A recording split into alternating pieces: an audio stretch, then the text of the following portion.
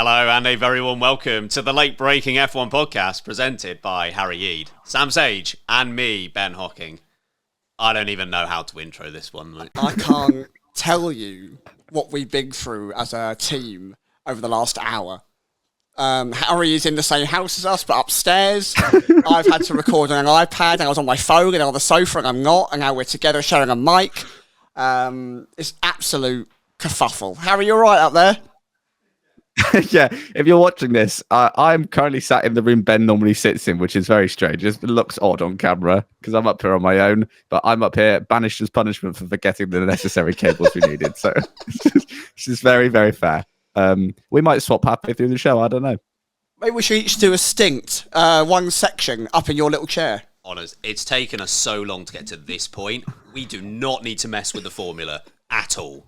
I actually just realised I left my bottle downstairs, so I might nip down and get that off Ben. We have your hydration prisoner. Oh, God. Okay, we've managed to get through the technical issues, and we do actually have some F1 to talk about. Harry's off already to go and get his water bottle. Here you go, mate. Cheers. Coming up on today's episode, we're talking about new powers for stewards, courtesy of Mohammed Ben Sulayem. We've got comments from Briatore about the 2025 lineup for Alpine. The bouncing horses of Ferrari, not necessarily prancing this year. Our thoughts on some comments from Charles Leclerc. But we're going to start with a bit of a rumour about Adrian Newey. Of course, Adrian Newey announced he was leaving Red Bull back in May. And it's been a bit of a speculative time, hasn't it, to work out exactly where he's going. Aston Martin, seemingly in a good spot at the moment. There are some rumblings that maybe they are best positioned to sign him.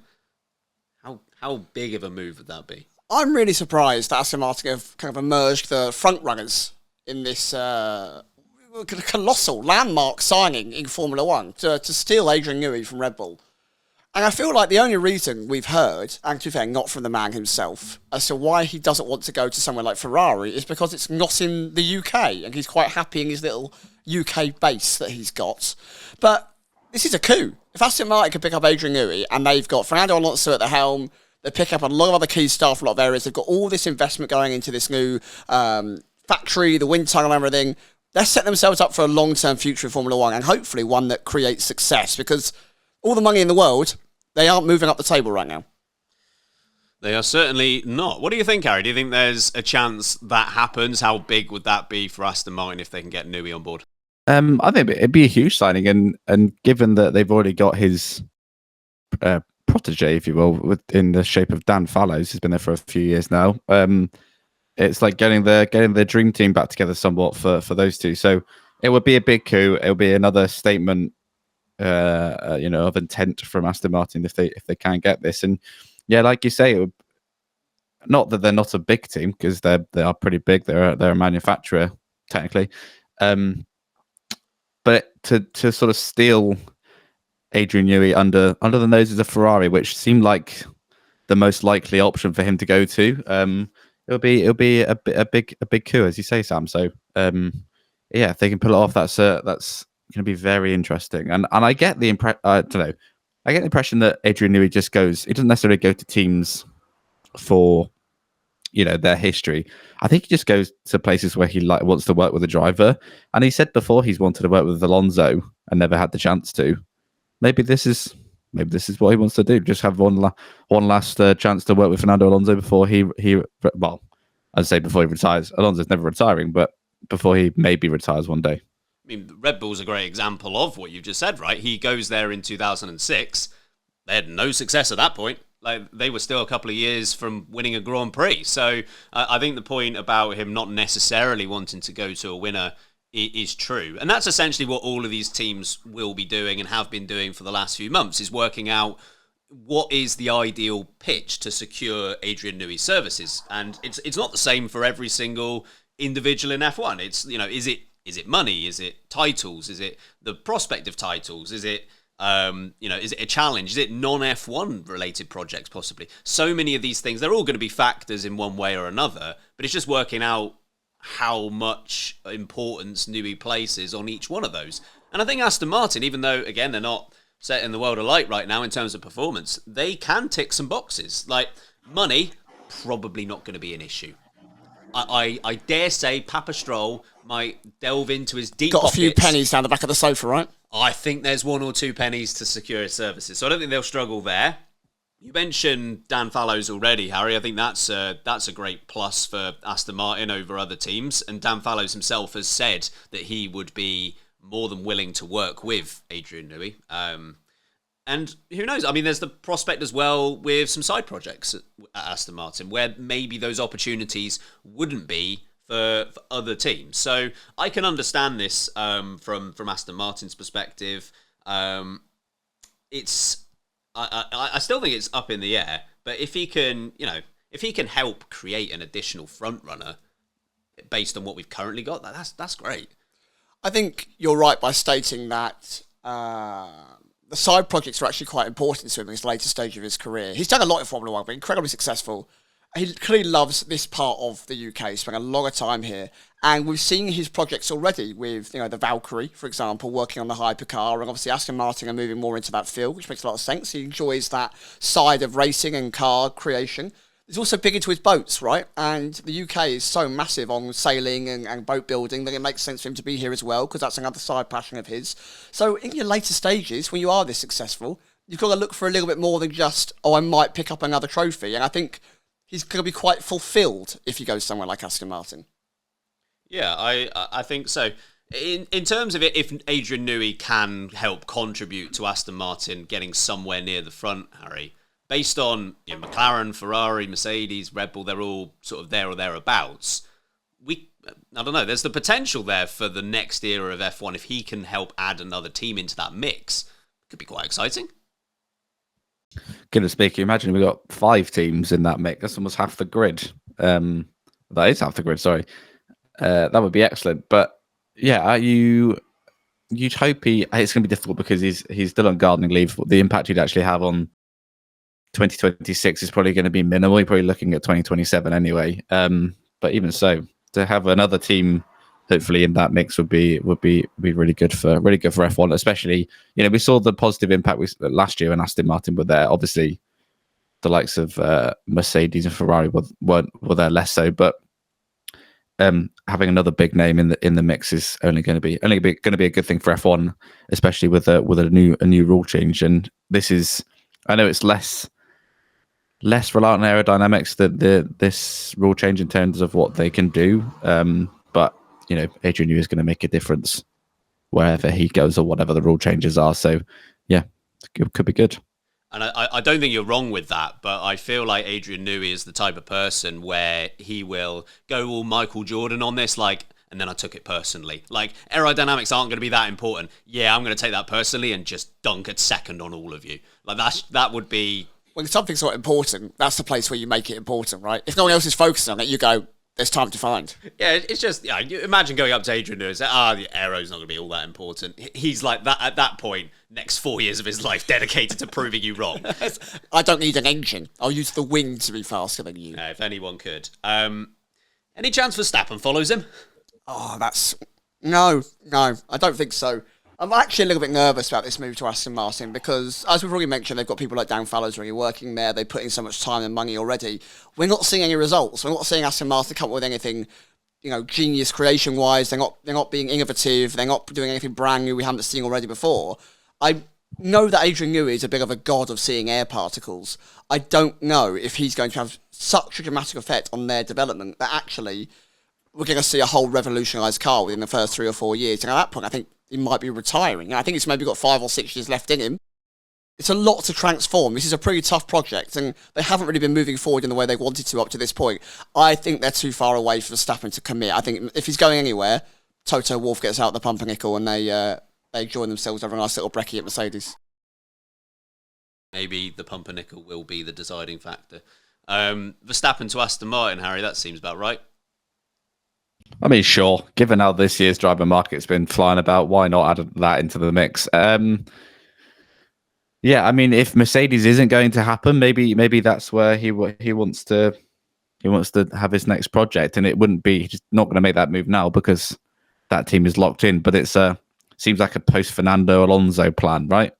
Get Max Verstappen lined up for that because it's a good person to replace. Look, I want to see that, please. Could you imagine that team? The world would explode. I'm not sure anyone could cope with that team. I mean, I'd love to see it, but I would hazard a guess this is more of a post-Alonso retirement plan. That is if he actually does retire, which, you know, he's still going now. What's he, 42? So, but yeah, it'd be another coup, and you know that if Adrian Newey is going there, that's a big alert. When it was being touted that he was going to Ferrari, a lot of people were saying, well, is this why Hamilton signed? Did he have some intel on that? If that's not the case and he's going to Aston Martin, maybe that would be a good sign for Verstappen to go, because famously he's done quite well in Adrian Newey designed cars. So that is trend might continue on that one. I like to think that the only way Fernando Alonso steps aside into retirement is if he gets the agreement from Lawrence Stroll to take over as team principal. That's the only way he agrees to it, is Verstappen will be my driver. Yeah, Lance, you've been promoted. You've done a great job. You now run the whole team. Don't just drive for it. You run it. Well done, son. Are you winning, son? Are you winning? I think there is a chance that he follows him there. I don't think... As Alonso's replacement? Or alongside him? Realistically? I don't know. I think 2026 is an option. I don't think next year is, but Verstappen is... We give Verstappen a lot of praise for various things, but we maybe don't give him enough praise for the fact that I think he is very switched on. Like he's a smart guy, and he knows what's up with Red Bull at the moment. He sees the departures, and I think the way that he is, he won't hesitate to leave if he thinks it's the right move for him. And who knows? I mean, maybe Adrian Newey. It's almost not just the Adrian Newey hire. It's almost the Newey hire and what that signifies. Like, if that is then the door to get others in because it's such a landmark signing, then maybe that could be the encouragement. But it's an odd one, because you do have a double world champion in one seat and then a guy who they won't replace in the other seat. So it's maybe not as fluid as some other teams. Yeah, I think Lance Stroll is such a sticking point for Aston Martin. You know what? I don't even blame him. If I was a billionaire dad and I could put my son in a racing car and every weekend we got to spend time together and do drive fast and things and go around corners at a great time and get out of the car and go, that was fun, wasn't it, son? And I go, yeah, Dad, thanks for a really good time. I love this. But I don't care. That's great. I'm just enjoying myself with my kid. And he's a rich dad, so why not focus that way? Yeah, that's fair enough. So, first topic on today's episode, we have confirmed that Verstappen and Newey are going to Aston Martin. You don't get breaking news anywhere else. I don't remember. You're welcome, folks. I don't remember confirming that. Oh. Let's just say it will happen, and then when it doesn't, we'll just pretend this episode never existed. Can we confirm something else? Yes. The live show. Yeah. Tickets be on sale, boy. I completely forgot to... There's been a lot going on this morning, guys. Oh, man. That was... Okay, unsurprisingly, that was going to be the intro.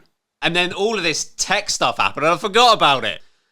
Yes, tickets for the live show. They've obviously been on pre-sale for, as we're recording this, about 10 days for anyone on Patreon. But all remaining tickets are on general sale. Last year, and I can't promise this will go exactly the same way again, but last year, general sale, it lasted, I think, 24 hours before they were all sold out. So if you're thinking of coming and you think, I'll make a decision next week, you might not have the option to make the decision next week. So I'd act quickly. What are they selling like? Hotcakes. Do you know what you get with your ticket?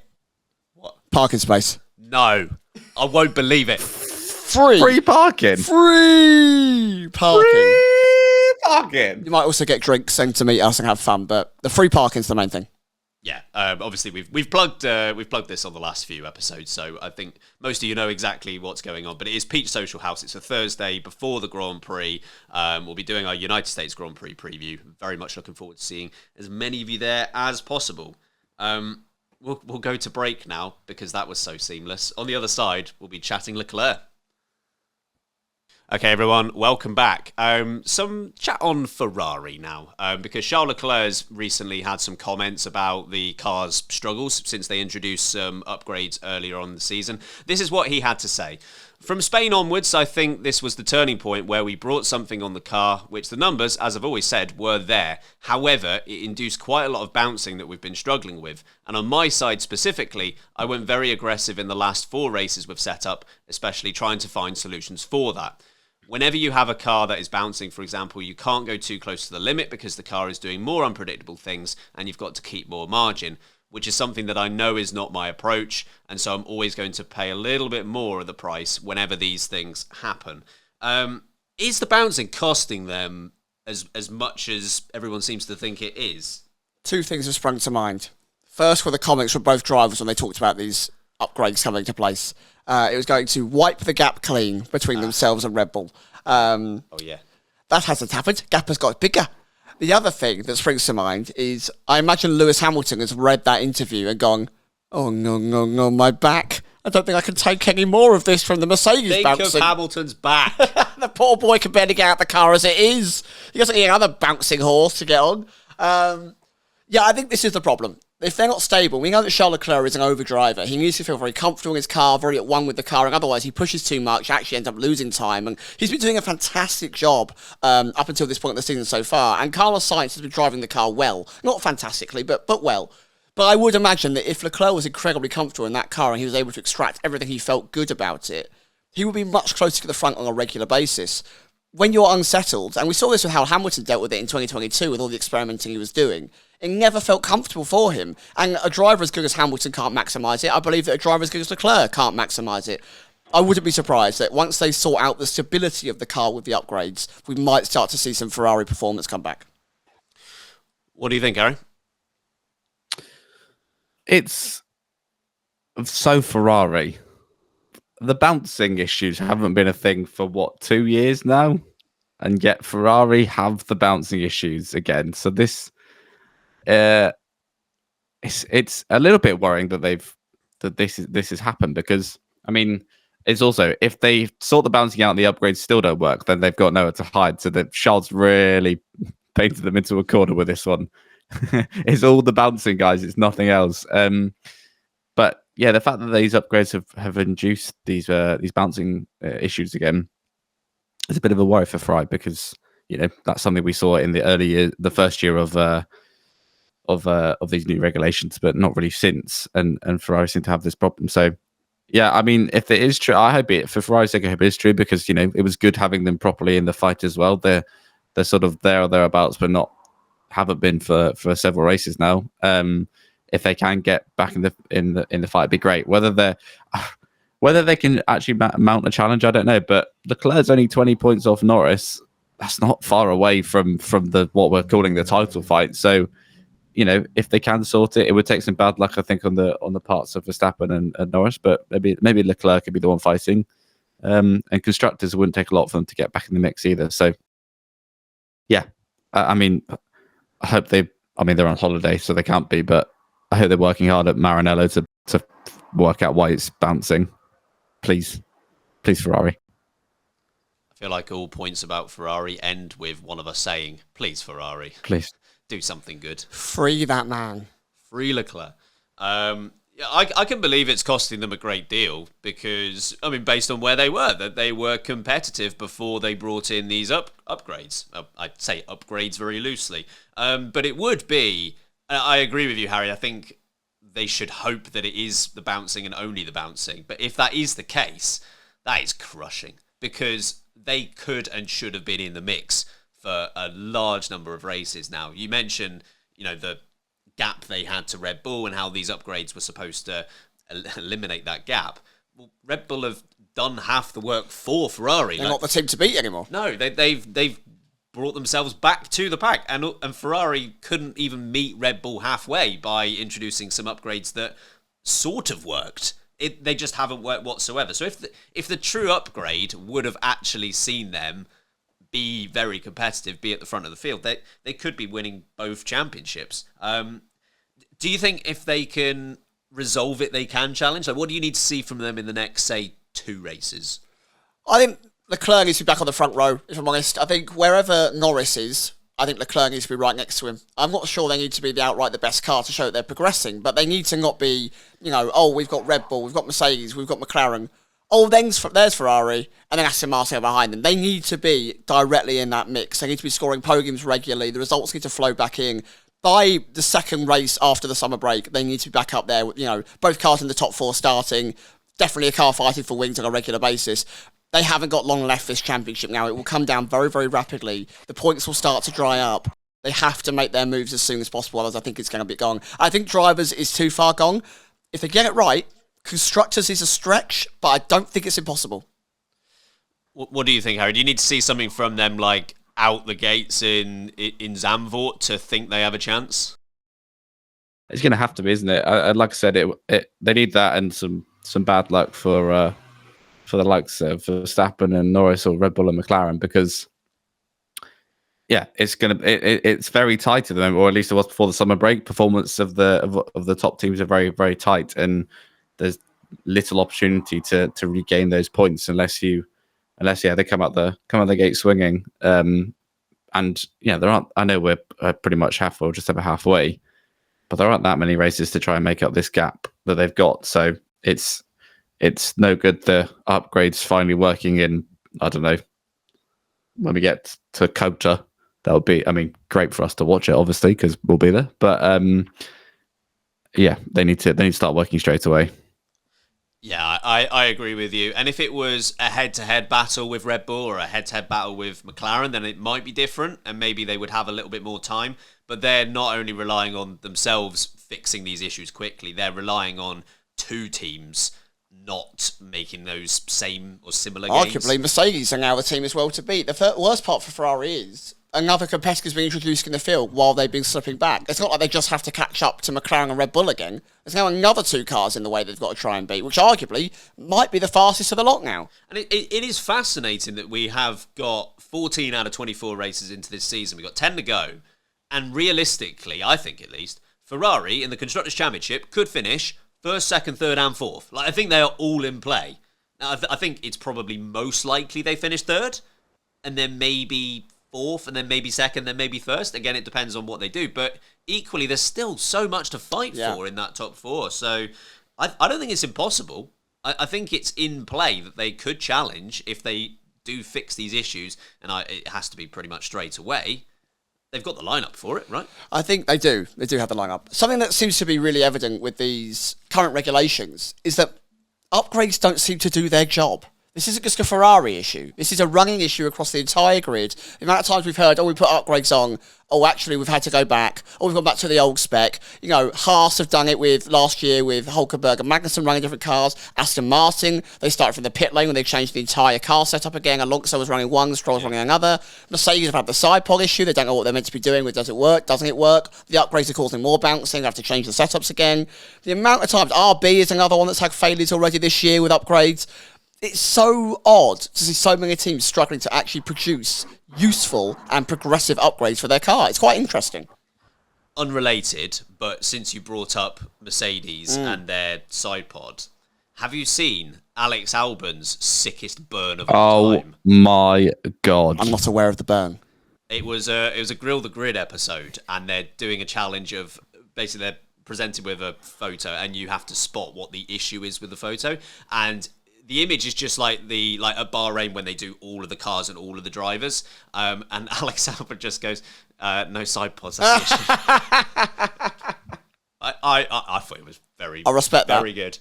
Good. Is that the one where Pierre Gasly doesn't realise that it's the London Grand Prix on the right? And he goes, is it too big? It's like, mate, what are you on about? Yes, it's the same video. Yeah. Right. What were your thoughts on Leclerc's comments specifically, Harry, about his approach to the issue? Because it does seem similar to what Hamilton might have done a couple of years ago. Is that the right way to approach it?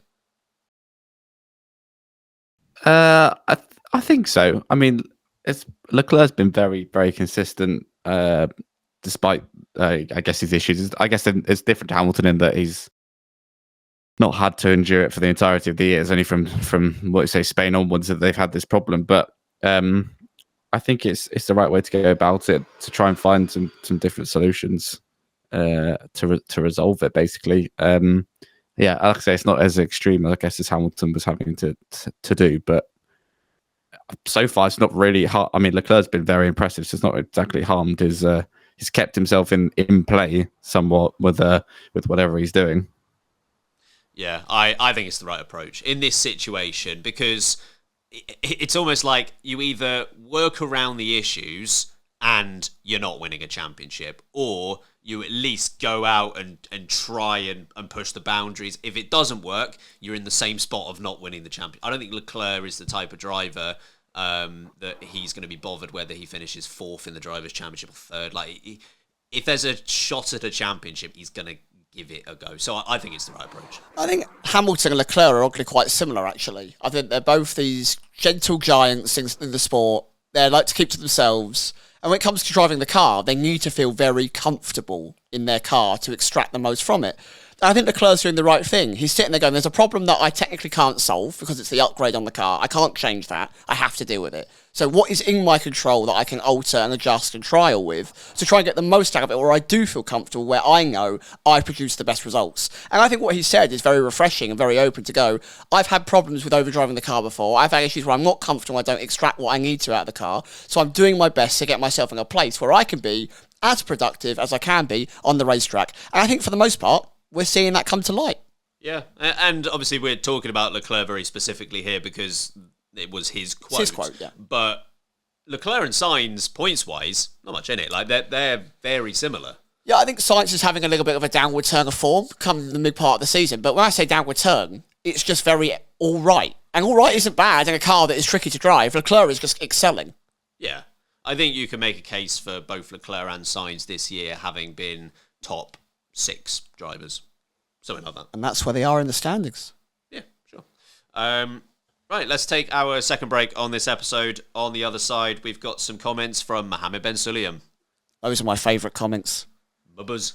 Okay, everyone, welcome back. FIA President Mohammed Ben Sulayem has urged stewards to use new powers to penalise competitors who make negative comments about the sport's officials. Ben Sulayem said the FIA is making another revision to the International Sporting Code's regulations on misconduct. This is what he had to say. As part of our ongoing fight against online abuse, recent investigations have shown that there is a direct link between negative comments from drivers and team members and increased hate directed towards officials on social media. At the last World Motorsport Council, members approved a change to the definition of misconduct within the ISC. The change will ensure further support for the FIA officials and volunteers who dedicate their time to improve our sport. Our stewards must be prepared to show strength when combating this form of abuse, and they have my full support and the support of our International Sporting Code when making their decisions. What do you think about this one, Sam? Hate, loathe entirely. This, honestly, is ridiculous. They're talking like they're getting bullied by the drivers. It's not going, oh, Mr. Stewart, you're overweight and you're losing your hair. Ha, ha, ha. And then everyone on Twitter's going, ha, ha, stewards are overweight. No one's doing that. Not a single person is saying that. It's not personal. Make good decisions. Get good credit. They're allowed to say, this isn't being managed well. I don't agree with the decision. I don't think this has happened in the right way. No one's going, stupid steward, you're an idiot. Not one driver speaks like that. They might disagree. It's a free world. We have free speech. That's one of the great things about F1, that you can speak your mind. I think this is awful. I think they are closing the mouths of the drivers because they basically don't want to be told that they're doing a bad job. And how many times in this podcast have we said, decision doesn't make sense, it's inconsistent, doesn't go in line with what they've done previously in the season itself, the driver disagrees with it, overreaction, based on damage rather than the actual offence. So many problems are being brought up with the lack of ruling and lack of consistency. That's fine. You can give criticism as long as it is constructive and you show where to build with that. No one is just slacking off these stewards because they don't like the way they look or their race or their sexuality. That never happens. Literally, I agree with all those points. You shouldn't slack off for those things, but no one is doing that. So this just feels like a way to go. We don't like being told we're bad at our jobs. What do you think, Harry? Right. In principle, obviously, we don't want bullying or inappropriate comments directed towards anyone who works in the FIA, because at the end of the day, they are human. But yes, Sam is right. this isn't about that. This is about they don't want the drivers to call out when the decisions are stupid, which at the moment, most of the time, they're stupid and they need to be called out on them. So, yeah, I look, the actual principle of it, then yeah, I can get on board with, but I just don't think that's what this is for. And it's a slippery slope if you're going to start punishing drivers. If a driver is like calling someone out and calling them, an inappropriate name or word, fair enough, that might deserve some punishment. But calling out their decisions, if they're wrong or at the moment just inconsistent and not seeming to be based on anything apart from vibes, then yeah, anyone shouldn't be punished for that. So I don't like this. We're getting into a dodgy grey area of ruling and governing a sport. You called it a slippery slope, which, not that you can confirm this because my handwriting is so awful, but the first two words I've written down... Is that what that says? Slippery slope. It looks like it says sloppy jobs. It is also a sloppy job, to be fair. Goodness me, okay. I don't get it. What's hilarious about Move on. No, nothing. Yeah, we don't obviously want to be in a world where officials are, are being... We don't want what you said, but I agree. I don't think it's happening. Certainly not from the drivers and team members. I think there is a key differentiation between having a go at the stewards and having a go at the stewards' decisions. Like, I've got no problem whatsoever with drivers and team members complaining about stewarding decisions if they don't agree with them, because, as you say, it happens all the time, and we need to maintain that free speech in this sport. Like, there was an incident, and I think this was the last time it was revised, but there was an incident Abu Dhabi last year. Was it Perez? It was Perez, yes, where he said stewards are a joke. Yeah. And I remember saying at the time, I still think it now, in an ideal world, I wish he had said the stewarding is a joke. And I know it sounds so similar, but there's a difference between the stewards are a joke and the stewarding is a joke. So, again, though, that's ideal world. Should we really be penalising drivers like Perez in that situation where he is driving at 200 miles an hour, speaking in his second language? Yeah, like that, yeah. that just seems... That seems mad to me. Of course, it's difficult to regulate it exactly. Like, this word is fine, this word isn't. This tone is fine, this tone isn't.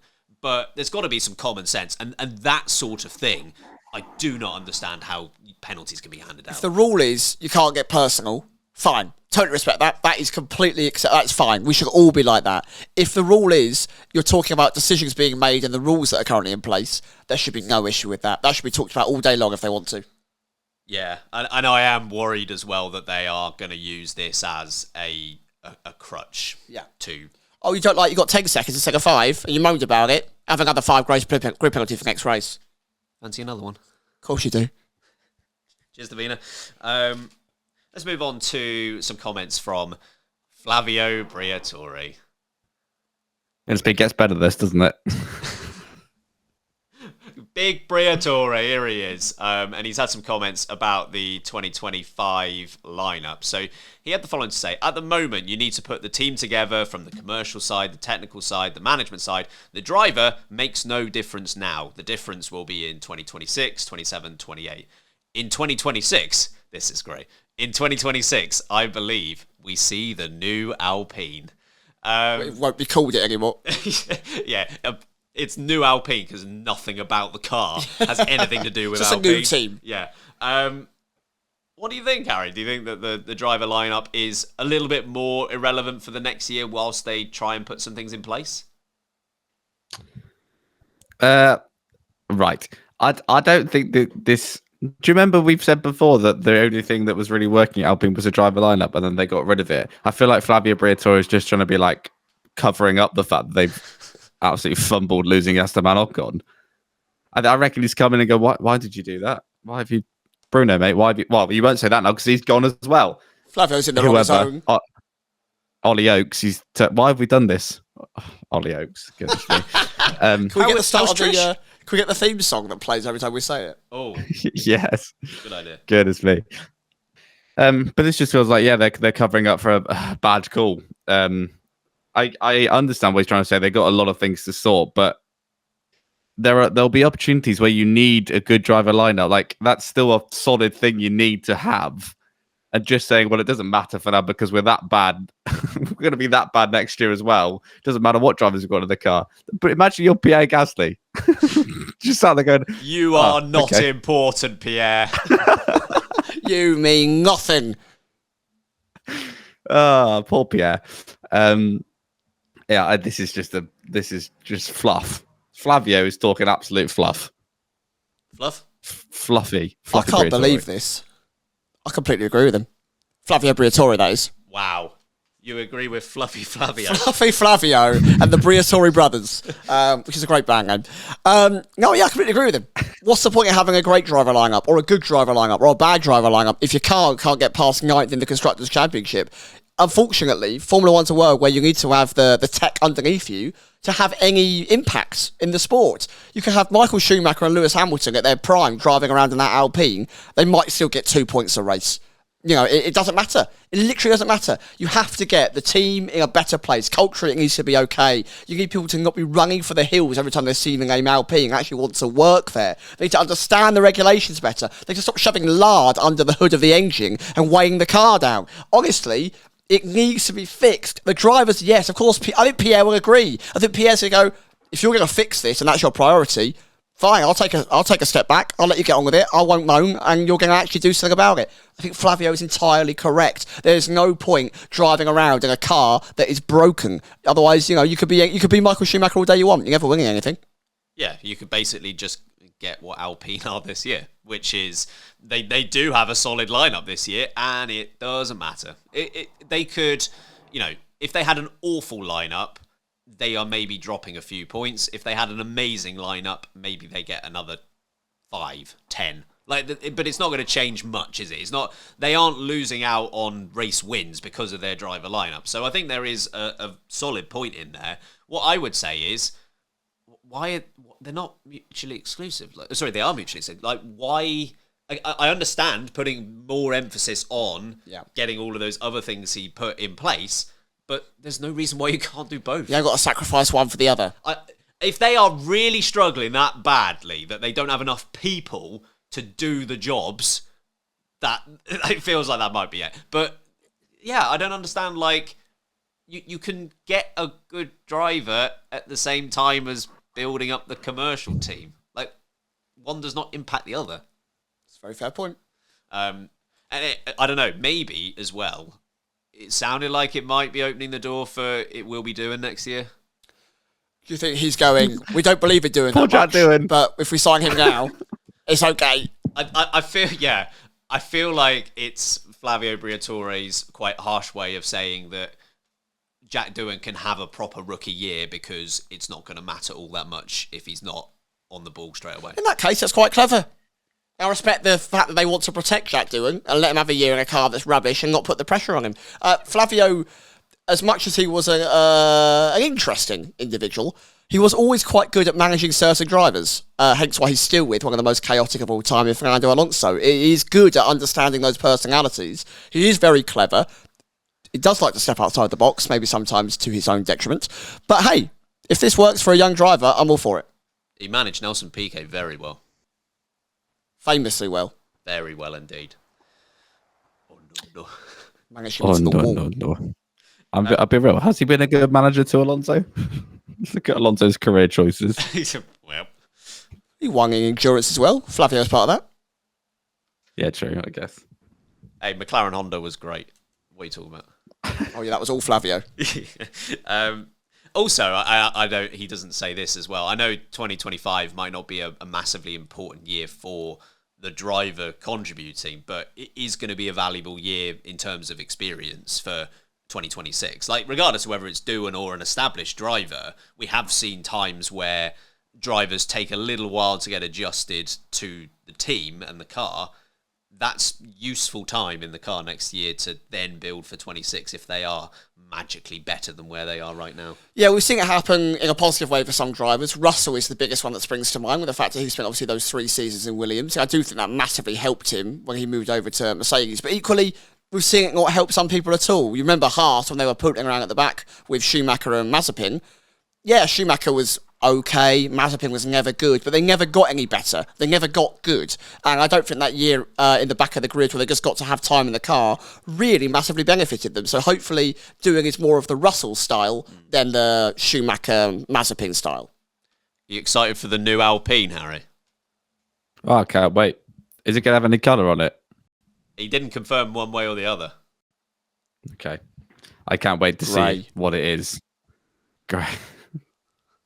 Yeah, it's the new Alpine in 2026. I'm sorry, I'm very skeptical that it's going to be turned around in 1 year's time. What are you basing that off? Everything they've ever done? Yeah, I've used prior experiences with Alpine, and I'm going to suggest they're not going to be a new Alpine by 2026 unless they're called Renault. It might. Or Benetton. Oh, yeah, maybe they go back to Benetton. Or Tolman. Yeah. I don't know. There's a good chance we get a new Alpine, but I don't know if it'll be better. New does not always mean good. No. Like, it will be... Like, he's probably referencing the fact that engines-wise, they're probably not going to be staying with their own engines. Again, doesn't mean it's better. It'll be new. It just feels like the most catastrophic failure of any car ever. You can't use your own engines that you built. Is that not the most demoralising thing for road customers of that company? And that is, at the end of the day, the main point of being in this sport is to sell your cars. Yeah. Still, it's looking like Mercedes Has to be, positioned. Right? Yeah. I've seen a few for Alpine Ferrari. Could you imagine Alpine Ferrari? That is a match made in hell. They'd never get an engine in the car. Nothing would ever work. More than it already doesn't work. But yeah, Mercedes still seemingly the best option, Harry? Outside of not taking an option. No, the best option is keep your engine. I mean, yeah, like what we said before, they've had prior 1 year, I guess, but prior experience of working with Mercedes when they were Lotus in 2015. So, yeah, I guess that's the best option. The engine department is it's always been strong on Mercedes, no matter, despite the struggles they've had. Big up Kieran Shopland. But it baffles me. It baffles me that this is even a discussion point for Alpine. You have engines, your own engines. Good luck, Ollie. Go to Peugeot. Renault Peugeot. Yeah, I'm sure they'll love that in France. Yeah, definitely. Yeah, I'm interested to see what other turns that story takes, because it's not done yet. We'll take our final break at this point. On the other side, we're pumping some brakes. I haven't got one planned. Welcome back, everyone. Last part of today's episode is a game we haven't played in a very long time, Pump the Brakes. I'm not actually next to the soundboard like I normally would be, so we can't actually give any bad opinions and be gunged. That would just be too difficult. Sam's now working on the intro. It will probably be under PTB. Please hold, caller. No, that's the gunge. We haven't even said anything yet. That's fair. Got the intro there? No? I'm getting there. I can't find it. Oh, there it is. Okay, I've got it. Go. Great! I mean, that's the old one. That's what it's under. Sure. We'll take it. We'll take it at this point. Pump the brakes. So each of us are going to give an opinion. It's a very simple game because the other two of us will then say whether that opinion is a good opinion. We usually make them fairly controversial, or at least not what you would expect. And then if both of the other people say, that is a terrible opinion, stop thinking that, that's when the gunge music that we've already heard makes an appearance. Dave Benson Phillips hasn't been paid in a very long time. I think he's left. To the point where I'm sure most listeners don't even remember where that even came from. No, and I think we'll leave it at that, to be honest. Yeah, that's fair. So, Harry, you said you had one, and then you forgot it. Have you remembered it? I've remembered it. Don't worry, guys. My pump the brakes, and I guess it's there's like a follow up about the amount of races we have. But my pump the brakes is F1. F1 is more, I don't know, enticing. Not sure what the right word is, but it's better basically when we have 2 weeks between races and not one. Yeah, 100%. Disagree. You like them back to back? I'm not being gunshed. I get really excited every time it's a race week. I'm just like, oh, good, another one. And I know we moan about 24 races and it's unfair on the staff and everything. And it is. It's tiresome. And for the podcast, it's tiring. And yeah, I still get excited every time I know there's a race coming. That's F1. I just get a bit, oh, okay, another one. Good. Give it to me. I'm excited for the Dutch GP. It's obviously next week now. But I think like the summer break is maybe realize I'm excited for the Dutch GP because I don't want 4 weeks in between each time. That's too much, but there's a break. So I'm like, oh, I'm ready for the next one. Right. Whereas I found sometimes with back-to-backs, I'm like, oh, here's another one. Right. Harry Not that I'm not sport. excited. He hates it. I don't hate it. I think there's a bit of saturation effect when we have so many back-to-backs. And having that break makes me more excited for the next race, basically. But I'm with you. I like 2 weeks between. When it gets 3, is too many. But too much. Yeah. Absolutely. I quite like it when it's 2. You want to go racing every day? I have to go racing every day. Love that.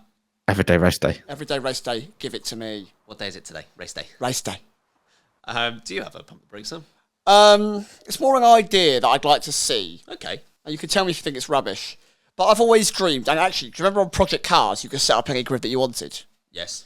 I've always dreamed of a Le Mans style open wheel multi-class race where I would have Formula 1, IndyCar.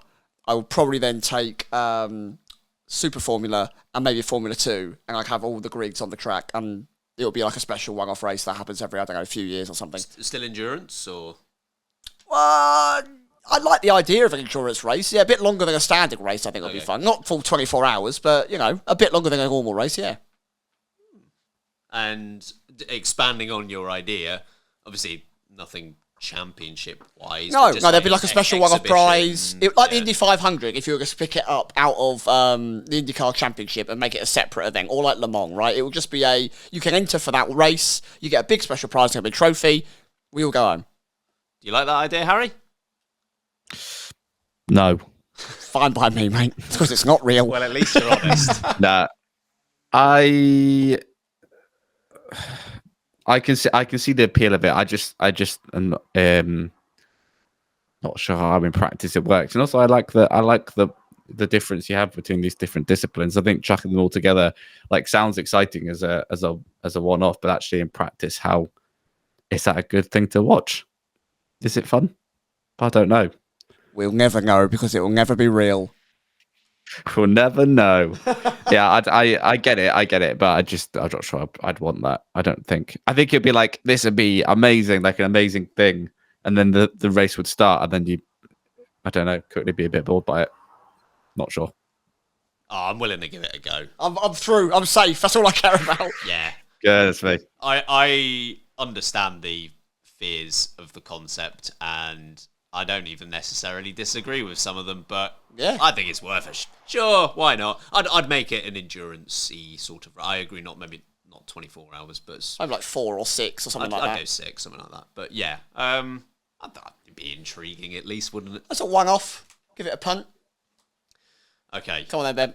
Here's my pump the brakes. So, if Daniel Ricciardo had left Red Bull to go to Renault the year before it happened, the lineup that would have happened at Red Bull, I think, would have been Verstappen and Sainz. And my pump the brakes is that would still be their lineup today. There would be no Albon, no Gasly, no Perez. That lineup of Sainz and Verstappen would have came in at that point and they'd still be the duo today. I agree with you that it wouldn't be a Gasly, there wouldn't be an Albon. I don't know if it will still be that lineup today, because there's a part of me that fears that Carlos Sainz would want to kill Max Verstappen, because they famously don't like each other. That is true. They don't get on. That's fair. I think you're right. I think they'd kept that stability, and it would have been a good lineup for them. That is a very good point, because once Ricciardo left, it really stumped them. They got into a bad chain of like promoting drivers too early, because they had to, and things like that. So I think, yeah, fair shout. I think it could well have been. We'll give you a yes.